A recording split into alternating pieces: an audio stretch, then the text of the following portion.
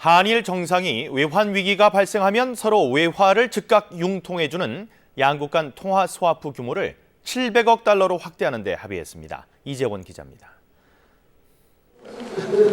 이명박 대통령이 노다 일본 총리와 정상회담을 열고 경제와 안보, 과거사 문제 등 양국 현안을 논의했습니다.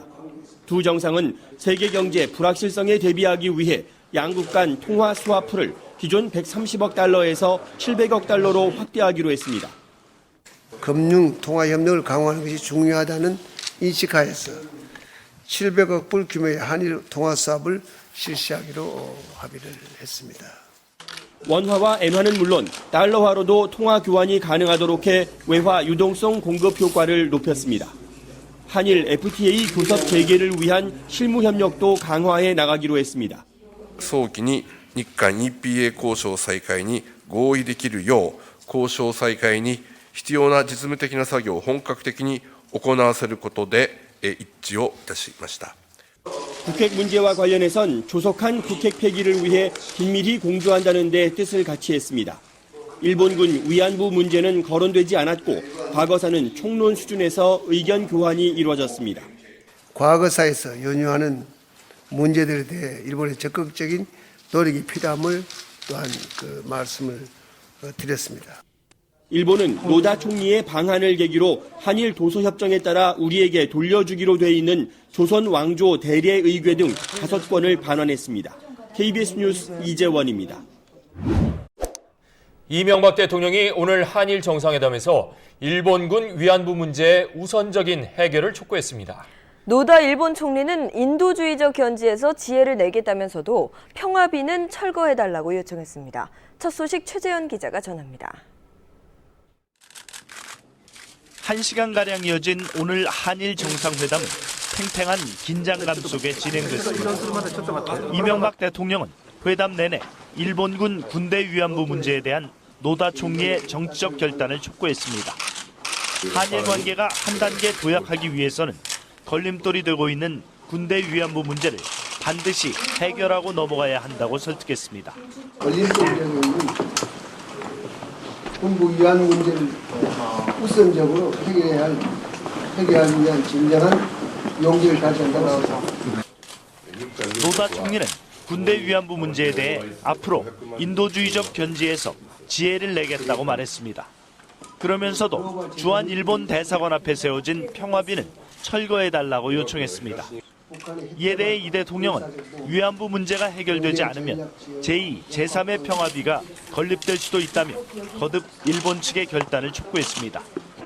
오늘 정상회담과 관련해 일본 언론들은 군대 위안부 문제가 한일 외교의 가장 큰 현안으로 떠오르면서 양국 관계에 어두운 그림자가 드리웠다는 반응을 보였습니다. 청와대는 노다 총리가 위안부 문제에 대해 인도주의적 견지에서 지혜를 내겠다고 말한 만큼 앞으로 일본의 행동을 지켜보겠다고 밝혔습니다. KBS 뉴스 최재현입니다. 일본 정부는 강하게 반발하고 있습니다. 노다 총리는 급히 특별 기자회견을 열고 유감이라고 밝혔고 정관계와 우익단체까지 나서면서 긴장감이 높아지고 있습니다. 일본의 반응을 도쿄에서 신강문 특파원이 전해왔습니다. 이명박 대통령의 정격적인 독도 방문에 일본 정부는 크게 충격을 받은 모습입니다. 노다 총리는 오늘 저녁 특별 기자회견에서 이 대통령의 실명을 거론하며 강한 유감의 뜻을 밝혔습니다.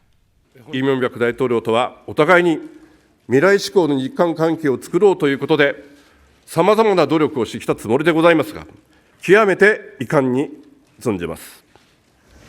겐바 외무상은 신각수 주일 한국 대사를 외무성으로 불러 항의했으며 무토 주한 일본 대사를 일본으로 소환했습니다. この時期にですね、なぜ訪問するのかと極めて遺憾ですね。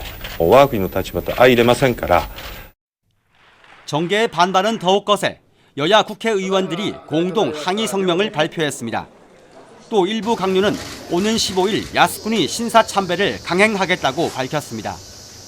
일본 우익단체는 실질적인 보복 조치를 거론하고 주일 한국 공간에서 항의 시위를 열겠다고 해 긴장감이 높아지고 있습니다. 총선거를 앞둔 일본 정부의 강경 대응이 이어질 경우 한일 관계는 급속히 냉각된 채 상당 기간 계속될 것으로 보입니다. 도쿄에서 KBS 뉴스 신강문입니다. 이명박 대통령이 독도 방문 배경을 처음으로 밝혔습니다. 과거사 문제에 소극적인 일본 정부에 대해 독도가 우리 땅이라는 것을 행동으로 보여준 것이라고 말했습니다. 서지영 기자입니다. 이명박 대통령은 오늘 신임 국회의장단과의 오찬 간담회에서 독도 방문 배경을 구체적으로 밝혔습니다. 무엇보다도 즉흥적으로 결정된 것이 아니며 3년 전부터 준비해온 것을 실행에 옮긴 것이라고 설명했습니다.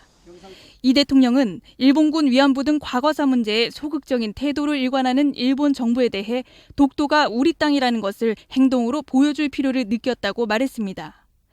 이 대통령은 그러면서 지난해 12월 한일 정상회담에서 노다 일본 총리가 위안부 소녀상 철거를 요구해 1시간 동안 안 된다고 설득했다는 일화도 소개했습니다. 이 대통령은 국제사법재판소 제소까지 검토하고 있는 일본의 반발 움직임에 대해선 국제사회에서 일본의 영향력이 예전 같지 않다며 부정적인 입장을 내비쳤습니다. 방한 중인 반기문 유엔 사무총장은 독도 문제를 포함한 동아시아 지역의 영토 문제가 평화적으로 해결되길 바란다고 밝혔습니다.